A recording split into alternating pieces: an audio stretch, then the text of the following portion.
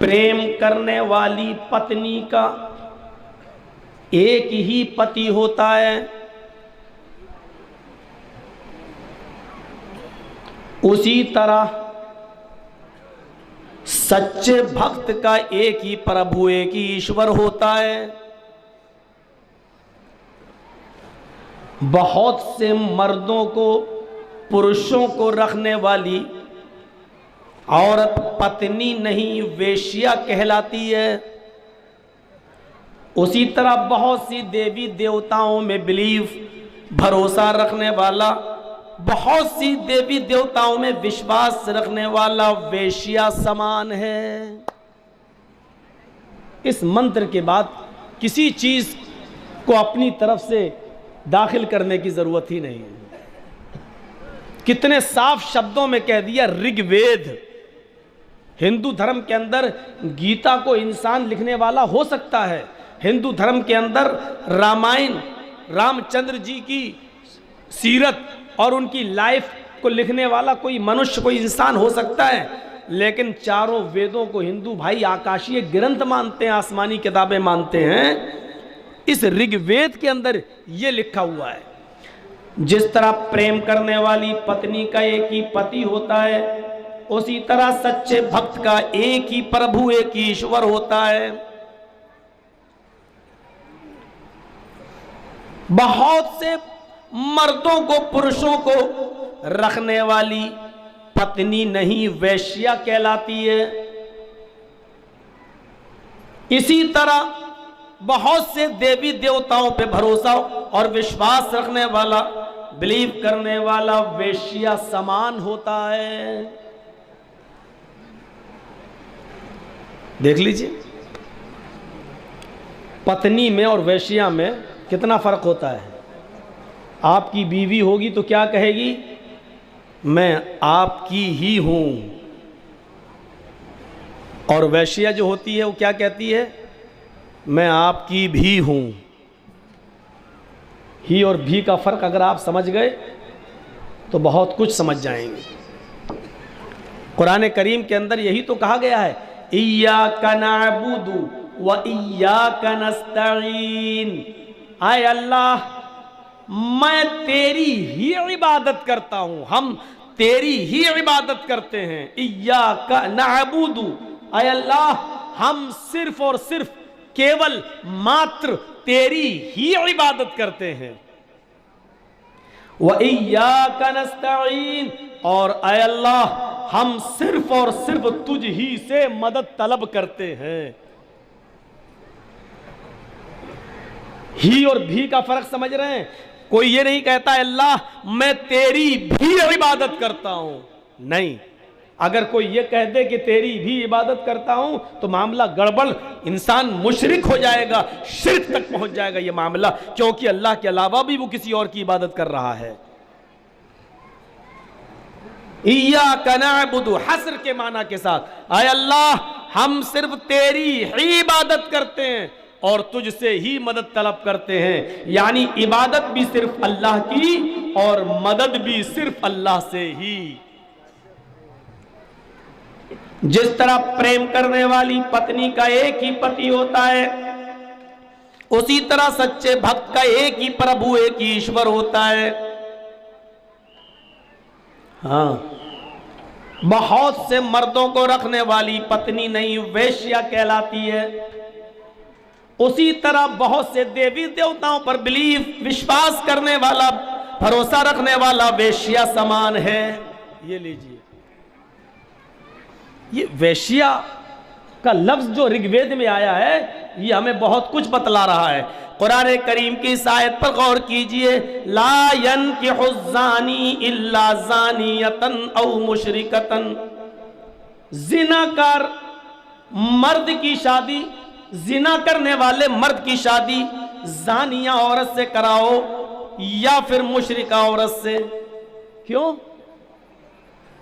जिनाकार मर्द की शादी या तो मुशरिका औरत से होना चाहिए या मुशरिका औरत से, जिनाकार औरत से या मुशरिका औरत से उसकी शादी होनी चाहिए। मतलब क्या है? जिस तरह एक जिनाकार मर्द एक औरत पर इक्तिफा नहीं करता है, उसी तरीके से जिनाकार औरत एक मर्द से संतुष्ट नहीं होती है, उसी तरीके से मुशरिक एक अल्लाह पर तवक्कुल नहीं रखता है और एक अल्लाह पर मुतमईन नहीं होता है। जिस तरीके से जानिया और बदचलन औरत कई मर्दों से संतुष्ट होती है, उसी तरीके से मुशरिक और शिर्क करने वाला मर्द बहुत से देवी देवताओं से खुश होता है। वो एक अल्लाह पर वो पूरा एतमाद नहीं कर पाता और वो एक अल्लाह पर मुकम्मल तौर पर भरोसा नहीं रख पाता। इसलिए जिना और शिर्क को एक साथ बयान किया है,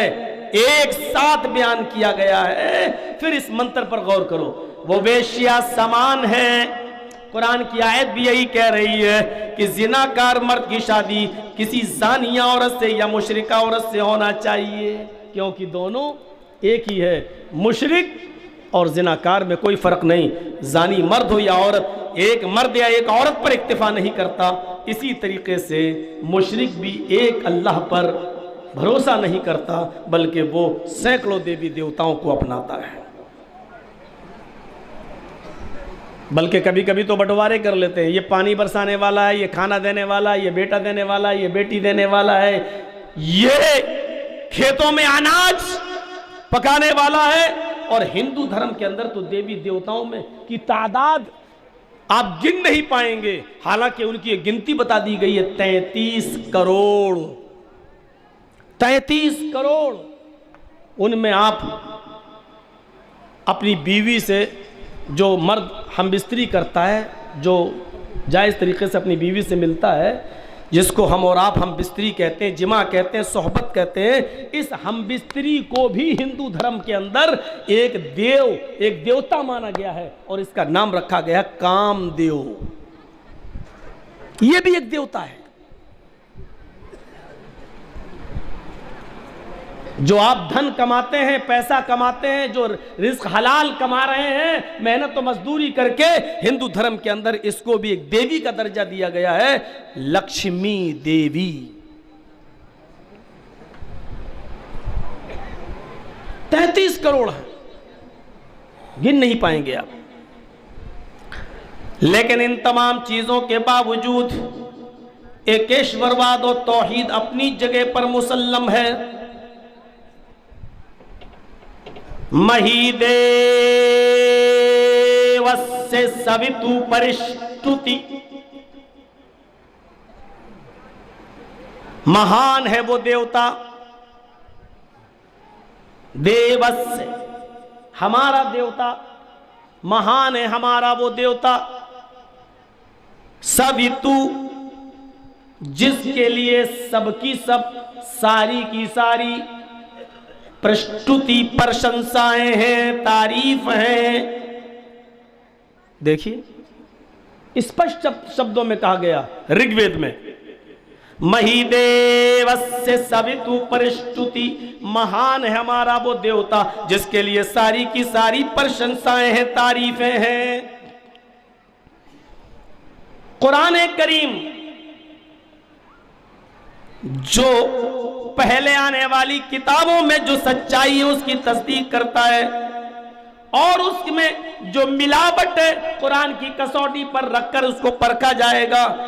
असली को असली, डालडा को नकली साबित करता है। यह हक और बातिल के दरमियान तमीज करता है। शहरु रमजान अल्लज़ी उनज़िला फ़ीहिल कुरआन हुदल लिन्नासी व बय्यिनातिम मिनल हुदा वल फुरकान। ये कुरान फुरकान भी है, तमाम लोगों के लिए हिदायत है और हक और बातिल के दरमियान फर्क करने वाली चीज भी है। ये सच को सच बताती है, झूठ को झूठ बताती है। ये आईना है कुरान, सच्चाई को साबित करती है और झूठ का पर्दा भी फाश करती है। हक को बातिल से, बातिल को हक से अलग करती है, फर्क करने वाली किताब है। यही कुरान वेद के इस मंत्र की पुष्टि करती है। महीदेवस्य सवितु परिष्टुति को सच्चा मंत्र बताती है और कहती है हाँ, मुहम्मदुर रसूलुल्लाह से पहले जो ऋषि पुरुष पैगंबर तुम्हारे यहाँ आया उसके ऊपर ये मंत्र उतरा है, मैं इसकी पुष्टि करता हूं। कुरान इसी महीदे वस्य सवितु परिष्टुति की पुष्टि और तस्दीक इन शब्दों में करता है, अल्हम्दुलिल्लाहि रब्बिल आलमीन।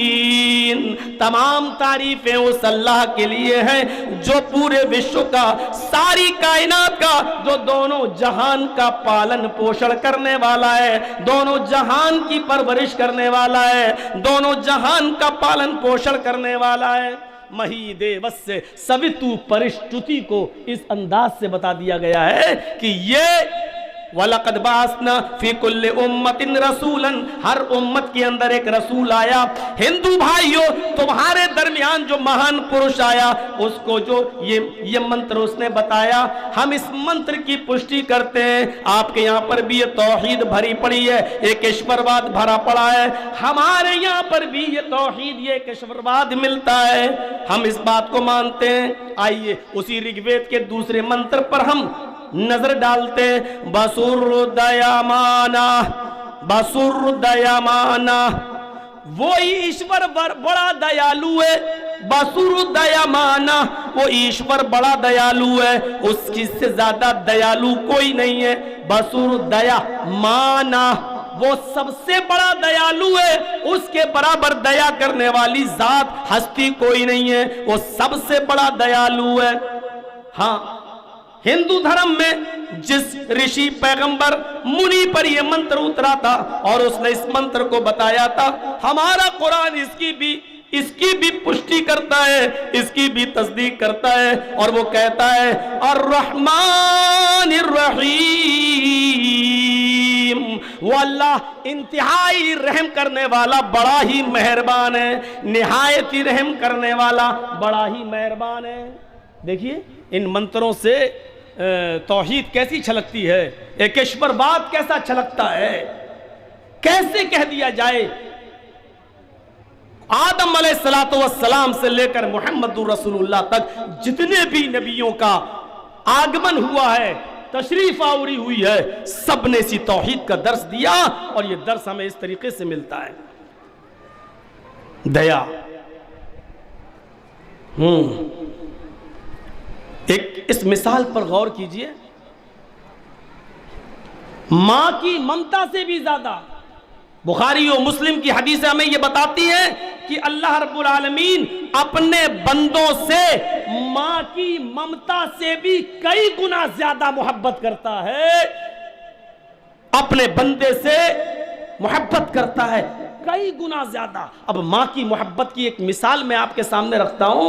आपने अपनी बेटी की शादी की, मौलवियों के हजार बोलने के बावजूद भी जहेज की प्रथा रुकी नहीं, आपने जहेज भी दिया, आपने बर्तन भी दिए, आपने कांच के बर्तन भी दिए। आपकी बेटी ससुराल जाती है, आपके घर से निकलती है, मैके की तरफ से मिले हुए बर्तनों को बहुत संभाल कर रखती है। कांच के 2 गिलास वो रखे हुए थे, वो साफ करने के लिए उठती है और एक एक बर्तन को साफ करती है। अचानक कांच का एक गिलास उसके हाथ से छूटता है और जमीन पर गिर जाता है और चकनाचूर हो जाता है। एक गिलास बच गया, हमारी बेटी किस गिलास को रखेगी? एक तो टूट गया, चूर चूर हो गया, और दूसरा बाकी बचा है। अब हमारी बेटी क्या करती है? जो बच गया उसको तो संभाल के रख रही है, लेकिन जो टूट गया जमीन पर जल्दी पैर भी नहीं रखती, अपने किसी बच्चे को आने भी नहीं देती। नहीं, इधर मत आना बेटा, कांच कहीं पैर में चुभ गई तो तकलीफ देगी। उसके बाद फिर वो झाड़ू से साफ करती है, एक एक तिनका उस कांच का उठाती है और फिर वो डस्टबिन में, कूड़ेदान में उसको फेंक देती है। मेरे भाइयों तसव्वुर कीजिए, क्योंकि वो जानती है कि अब ये कांच का गिलास मेरे किसी काम का नहीं है, जो टूट गया है उसको बाहर फेंक देती है। लेकिन थोड़ी देर के लिए अब इस मिसाल पर गौर कीजिए कि एक माँ के 2 बेटे हैं, एक माँ के 2 बेटे हैं, दोनों जुड़वा पैदा हुए हैं, दोनों की उम्र 15-15, 16-16 साल की हो चुकी है, लेकिन एक बच्चा मेहनत करता है, एक बच्चा कमा के लाता है, एक बच्चा मजदूरी करके लाता है, वो अपनी माँ का पेट पालता है, उसका भरण, उसका पालन पोषण कर रहा है, अपनी माँ को खिलाता और पिलाता है। लेकिन उसका दूसरा बेटा हाथों से कोढ़ी है, पैरों से अपाहिज है, जबान से गूंगा है, चलने फिरने के लायक नहीं है, पैरों से लंगड़ा हो चुका है, वो पेशाब वो पायखाना भी उसी बिस्तर पे करता है, वो उठने की ताकत नहीं रखता, वो बाथरूम नहीं जा सकता, वो अपनी गलाजत और गंदगी को अपने हाथ से साफ भी नहीं कर सकता है। लेकिन वो भी माँ का बेटा है, एक बेटा काम का है, दूसरा बेटा माँ पर बोझ बना है। आप ईमानदारी के साथ बताइए, आज इन दोनों बच्चों में से माँ को सबसे ज्यादा प्यार किस बच्चे से होगा? हमारी बेटी ने उस गिलास को तो फेंक दिया जो उसके काम का नहीं रहा, लेकिन ये माँ इस बच्चे को क्या निकाल देगी अपने घर से? क्या बाहर फेंक देगी अपने घर से? कहेगी कि तू मेरे ऊपर बोझ बन गया है, निकल मेरे घर से, तू किसी काम का नहीं रहा। क्या उसको अनाथ आश्रम में डाल देगी? नहीं नहीं, यह आपकी गलत ख्याली है, गलत फहमी है कि वो अपने बच्चे को घर से निकाल देगी। हकीकत यह है कि ये माँ उस बच्चे से ज्यादा प्यार करेगी बनिस्बत उसके जो सही और सालिम है, जो कमा कर लाता है और खिलाता है, उससे ज्यादा इस बच्चे से मोहब्बत करेगी। अब रोटी का लुकमा वो उस बच्चे को नहीं खिलाएगी जो उसके लिए कमा रहा है, बल्कि अपने हाथ से रोटी का लुकमा तोड़कर अपने अपाहिज बच्चे को खिलाएगी। उसकी शर्मगाह नहीं देखेगी जो बच्चा कमा के ला रहा है, बल्कि इसकी शर्मगाह को देखना तो बहुत दूर की बात, ये माँ है अपने हाथ से पाल पोष कर बड़ा किया है, उसकी गलाजत और गंदगी को साफ भी करेगी। माँ की ममता ये गवारा नहीं करेगी कि हम इस लंगड़े लूले और अपाहिज बेटे को घर से बाहर निकाल दें, बल्कि इस माँ को सही सलामत बच्चे से ज्यादा इस अपाहिज और लंगड़े लूले बच्चे से प्यार होगा।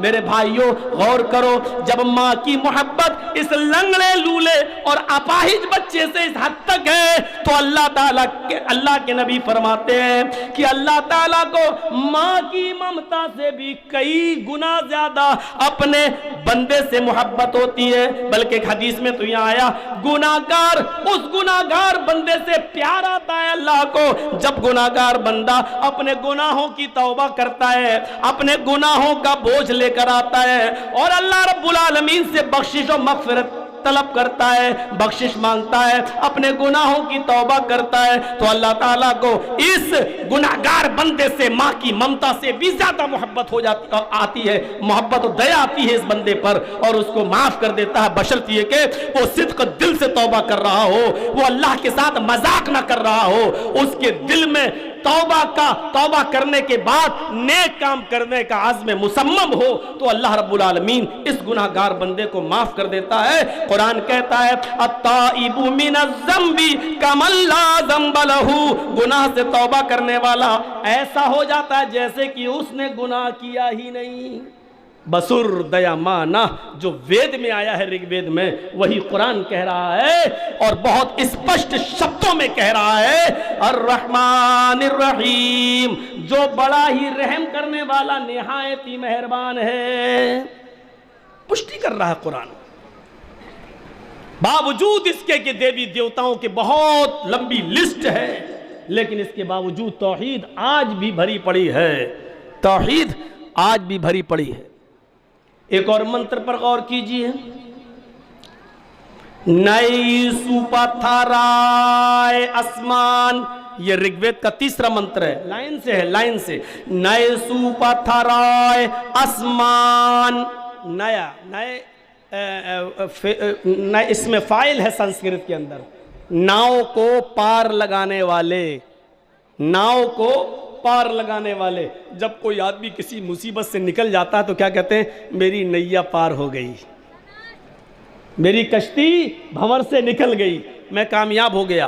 तो नए, ये इसमें फाइल है नाव को पार लगाने वाले, यानी है मुसीबतों को दूर करने वाले, है इंसानों को, मनुष्यों को कामयाब करने वाले, यानी है अल्लाह, है मुसीबतों में काम आने वाले। सुपथराय आसमान, सुंदर पथ रास्ता, आसमान चला हमारे लाभ हमारे फायदे के लिए है। अल्लाह है नाव को पार लगाने वाले, है मुसीबतों को दूर करने वाले।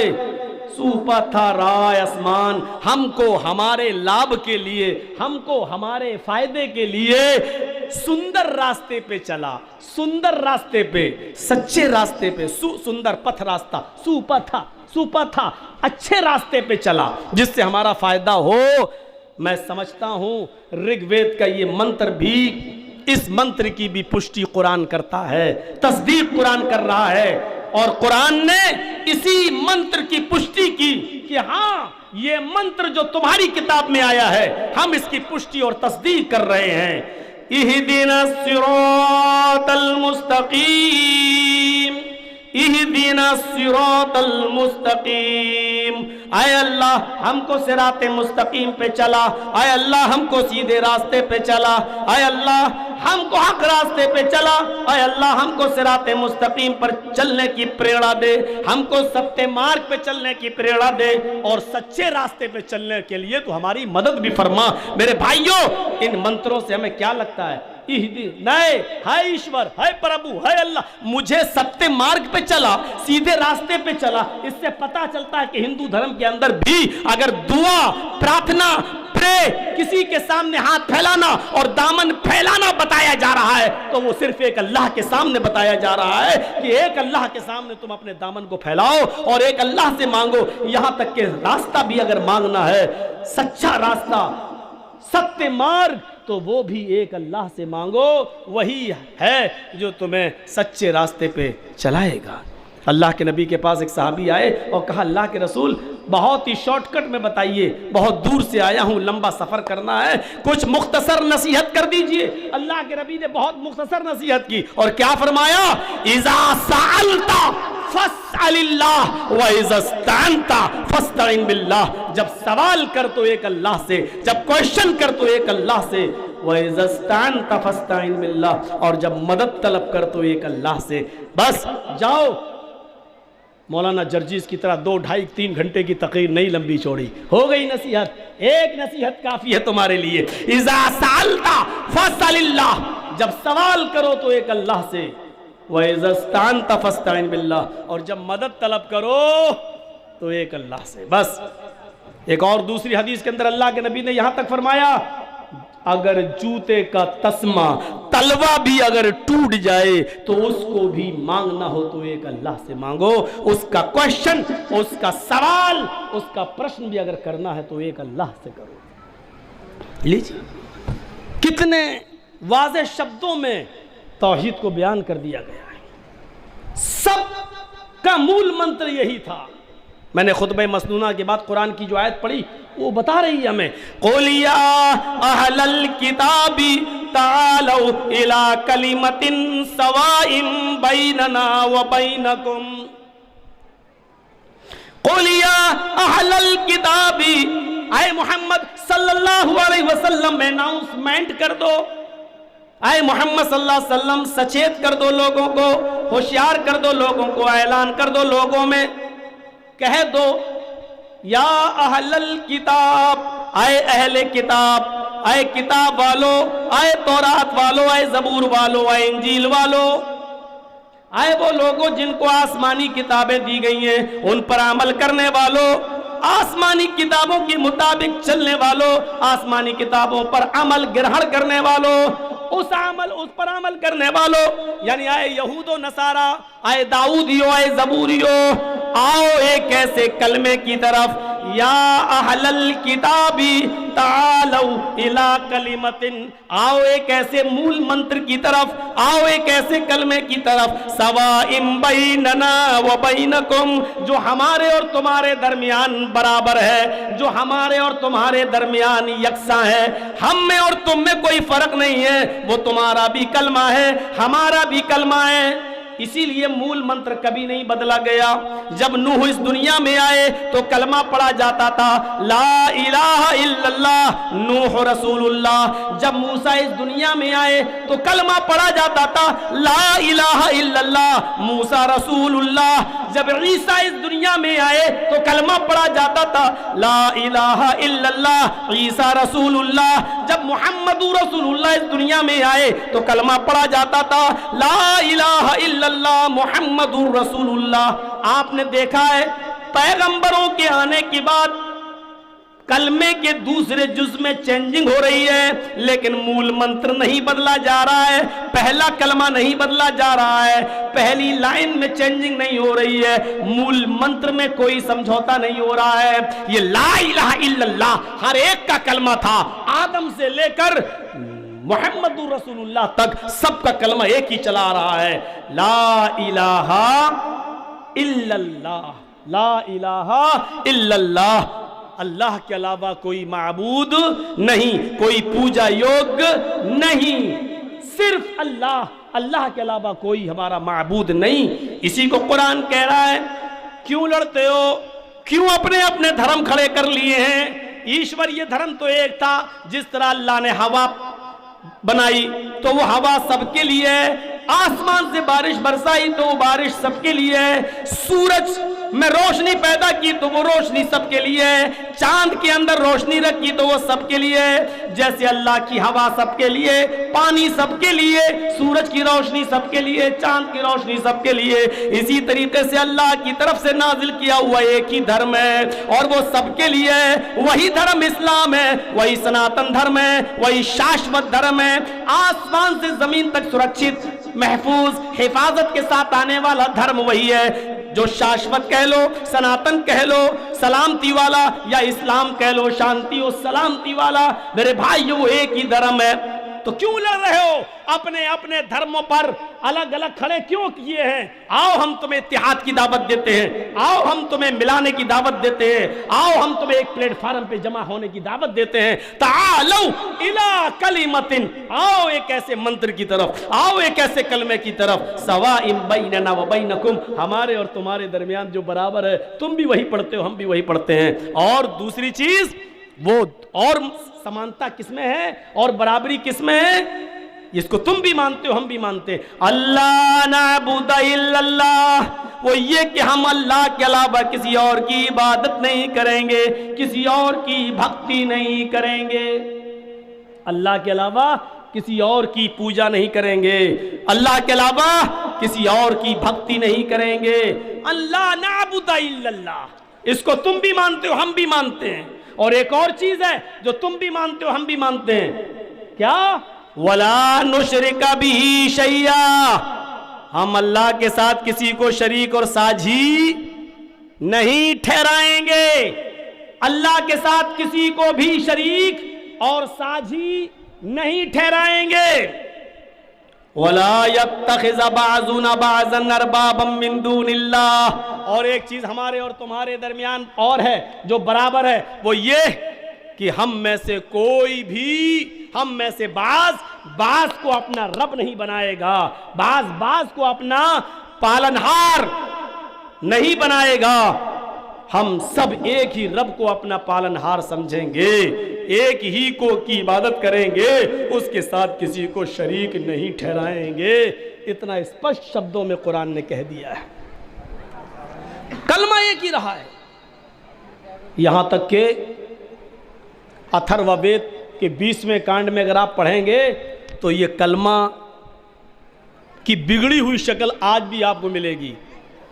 ला इलाहा हरणे पापन इल्लल्लाह परम पिदम, ये बिगड़ी हुई शक्ल है। ला इलाहा हरणे पापन इल्लल्लाह परम पिदम, ये लीजिए। और इसी को अनकही भी कहा जाता है। अनकही यानी पंडित इस जुमले को मरने से पहले अपने बेटे के कान में पढ़ता है जब वो बीमार हो जाता है और समझता है कि अब मेरे बचने की कोई शक्ल नहीं है, सूरत नहीं है, तो वो अपने बेटे के कान में पढ़ता है, यानी बेटे मेरे पुत्र मरने से पहले ला इलाहा पढ़ लेना, हरणे पापन, तेरे सारे पाप हरण हो जाएंगे, तेरे सारे पाप मिट जाएंगे। बिगड़ी हुई शक्ल आज भी मौजूद है। और माना के एतबार से देखा जाए तो ये मंत्र 20 मर्तबा पढ़ा जा चुका है आपके सामने।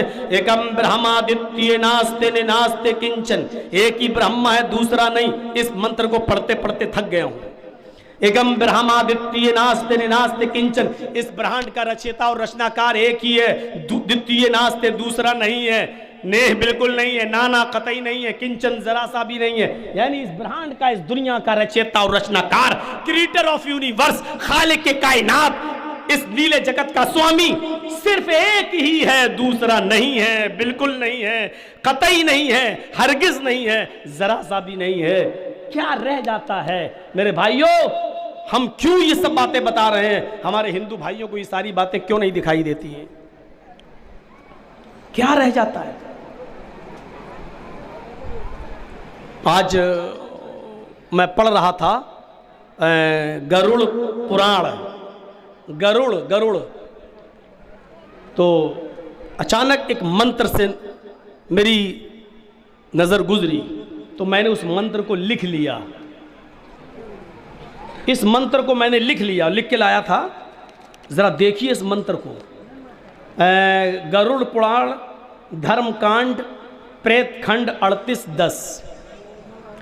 मैं समझता हूं कि इस मंत्र के बाद कोई फुल स्टॉप और कोमा लगाने की जरूरत नहीं, बात ही खत्म हो जाती है। न काष्ठे विधते देवा न पाषाणो न मृगमय भावे ही विदते देवो देवस्तस्माद् भावो ही कारणम। इस मंत्र का तर्जमा करते हैं डॉक्टर वेद प्रकाश उपाध्याय पंडित। न काष्ठे विधते देवा न पाषाणो न मृगमय भावे ही विदते देवस्तस्माद् भावो ही कारणम। वो देव, वो अल्लाह, वो देव न तो लकड़ी में है, काष्ठ कहते हैं लकड़ी को, न तो लकड़ी में है न पत्थर में है, पत्थरों की मूर्ति बनाकर पूजा जो की जा रही है।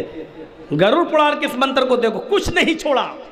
न वो देव न तो लकड़ी में है न पत्थर में है और न मिट्टी में है, वो तो भाव में विद्यमान है। जहां भाव करें वहां ही परमेश्वर सिद्ध होता है।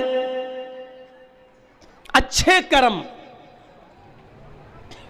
और खिदमत खल्क, भाव का सही मतलब।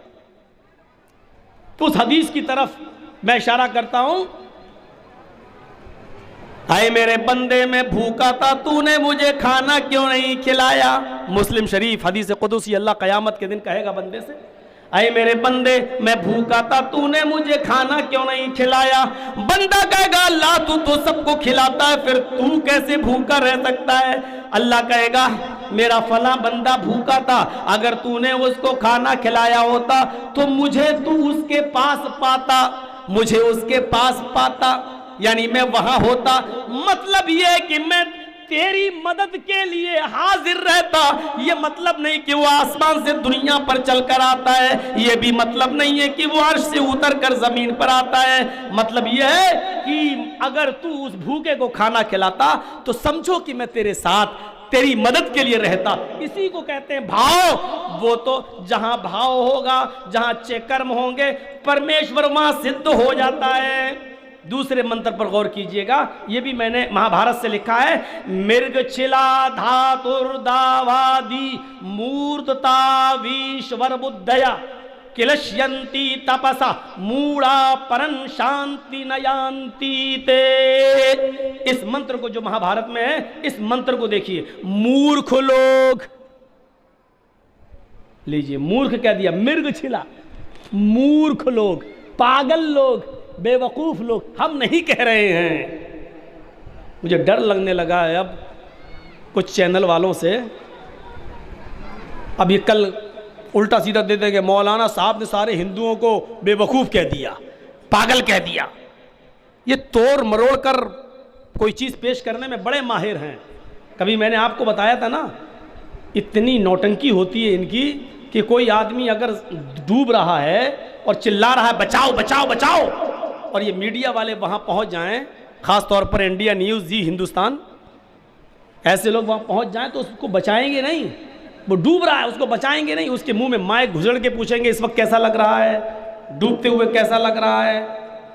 अब देखिए ममता बनर्जी बेचारी घायल हो गई, उसके मुंह में माइक घुसड़ के पूछा दीदी कैसा लग रहा है, दीदी किसकी साजिश है। अरे कमीनों पहले बचाओ, उसको गाड़ी में ले जाओ, हॉस्पिटल पहुंचाओ।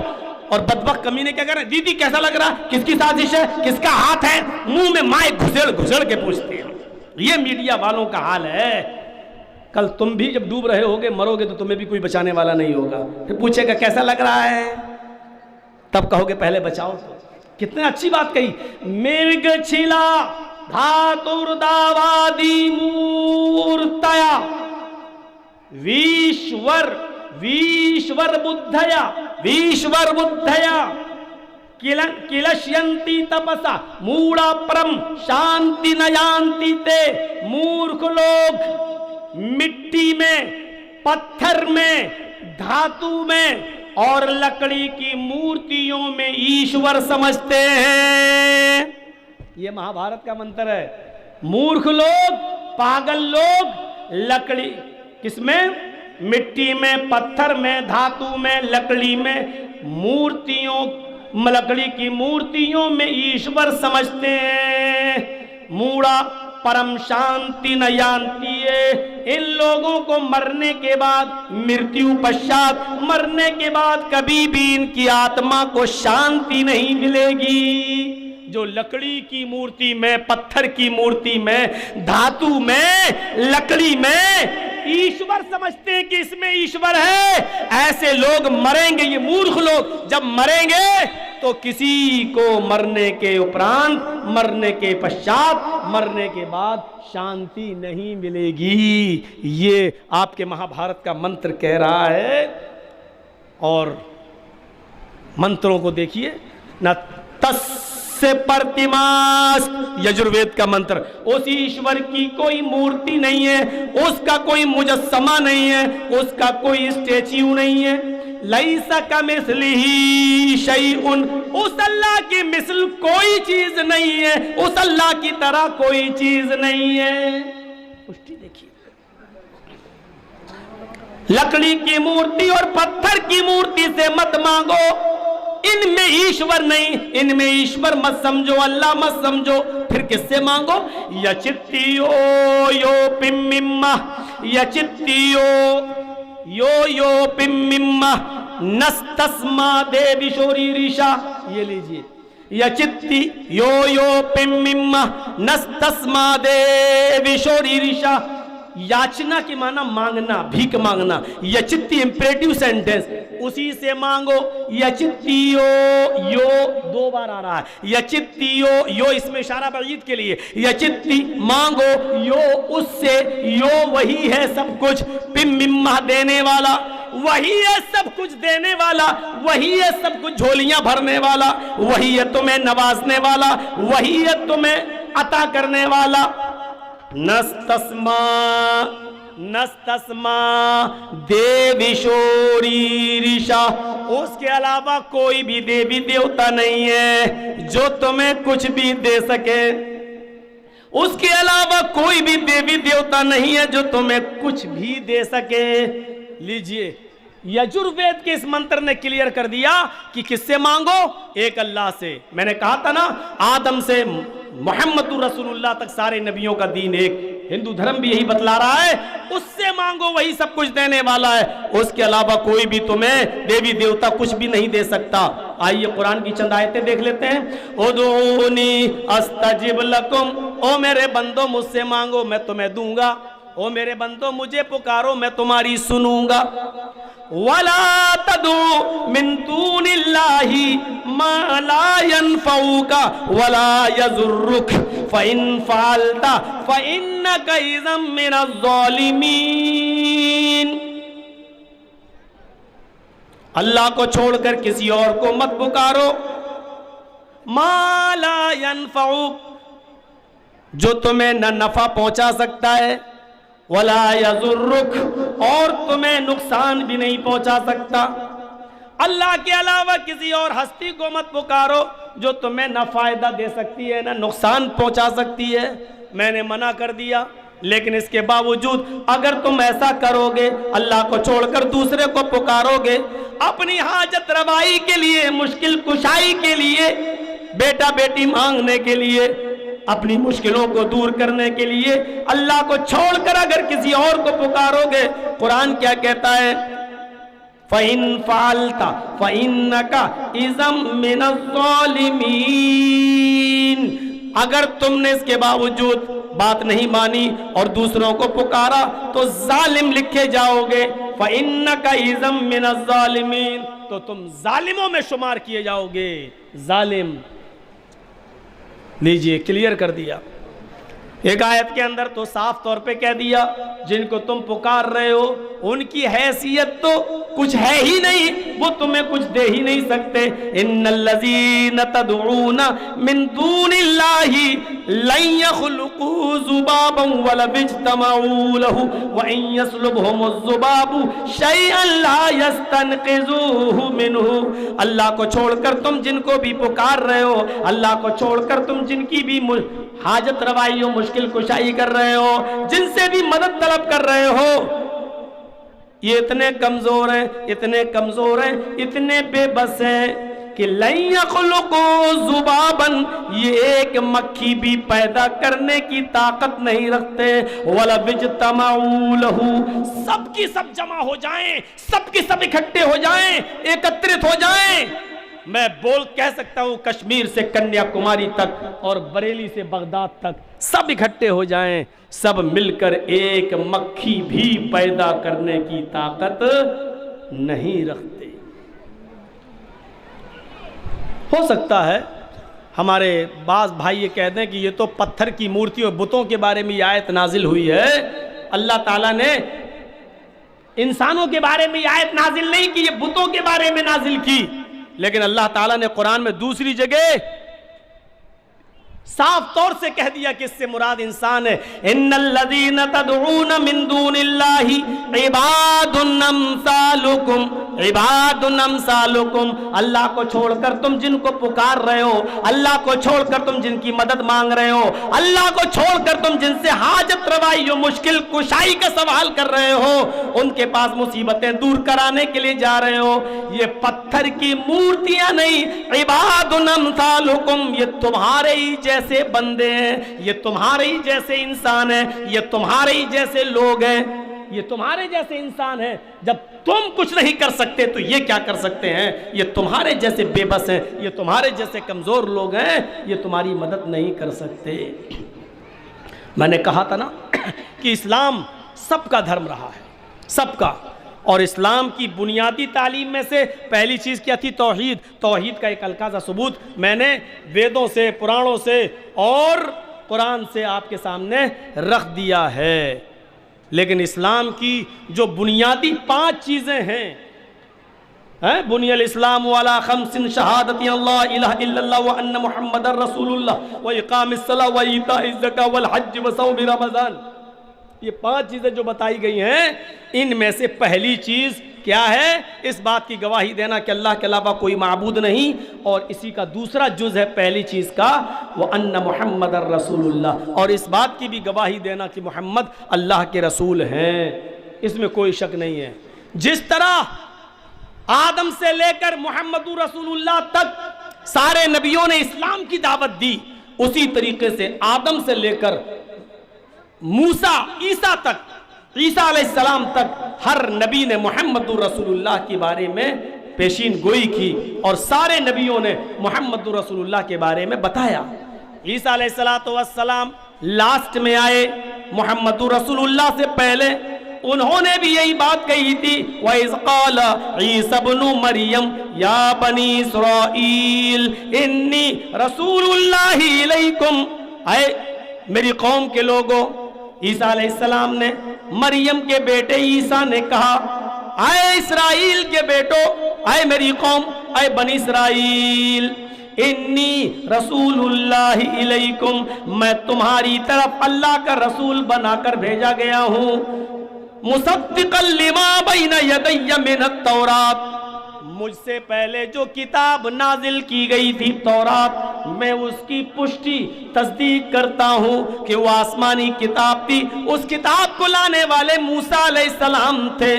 और तुम्हें एक ऐसे नबी के बारे में गुड न्यूज दे रहा हूँ, शुभ समाचार सुना रहा हूँ, एक अच्छी खबर दे रहा हूँ।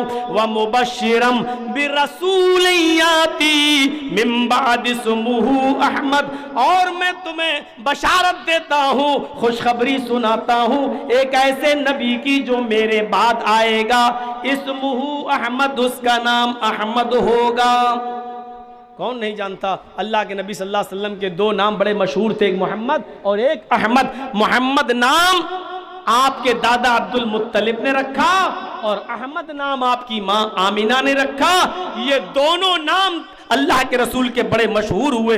अगरचे और भी नाम हैं आपके, मैं उस तरफ नहीं जाना चाहता, लेकिन आखिरी नबी के बारे में हर नबी बशारत देता रहा, यहाँ तक कि लास्ट में ईसा अलैहिस्सलाम ने भी बशारत दी। कुरान ने उसको रिकॉर्ड कर लिया और कुरान के इस जुमले को बाइबल में भी मौजूद है। ये कुरान ये जुमला, I will pray the father, he shall give the another comforter, मैं अपने बाप से, अपने पिता से प्रे करूंगा, दुआ करूंगा।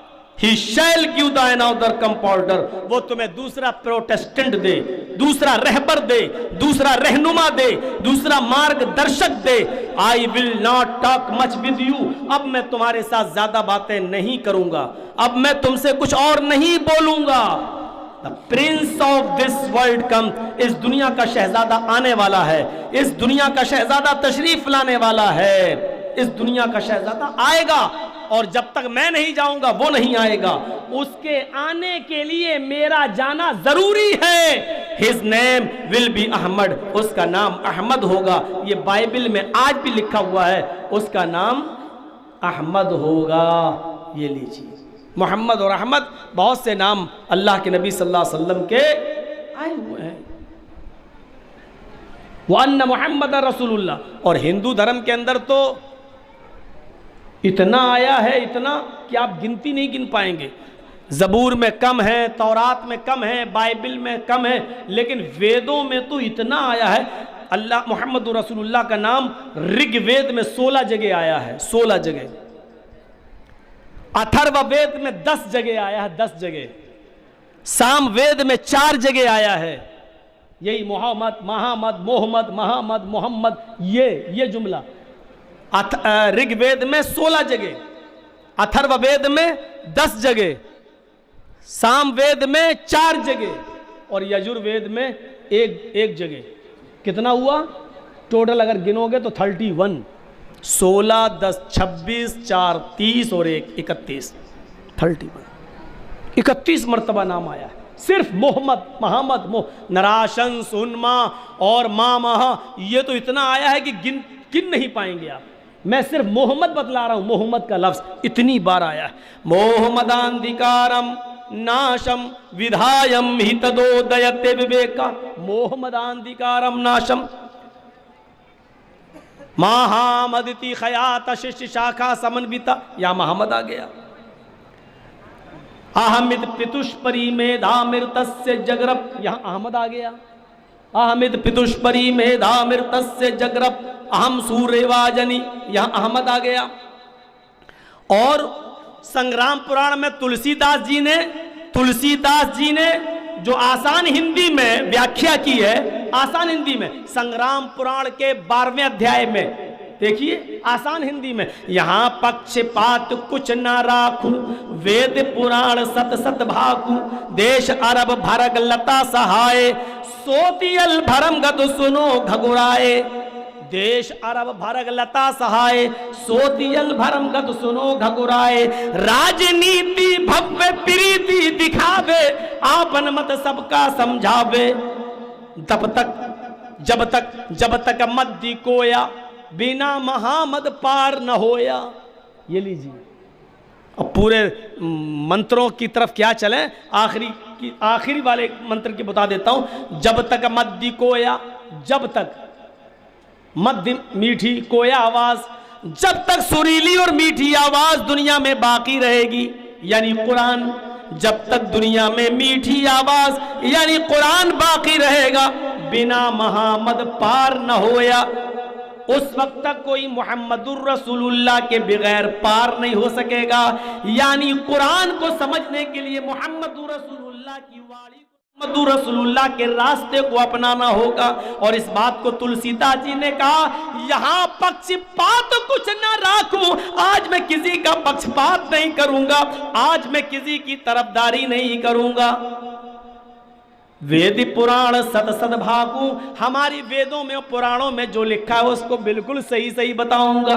देश अरब भरग लता सहाय, अरब का मुल्क, अरब का देश 14वीं रात की चांद की मानिंद चमकेगा।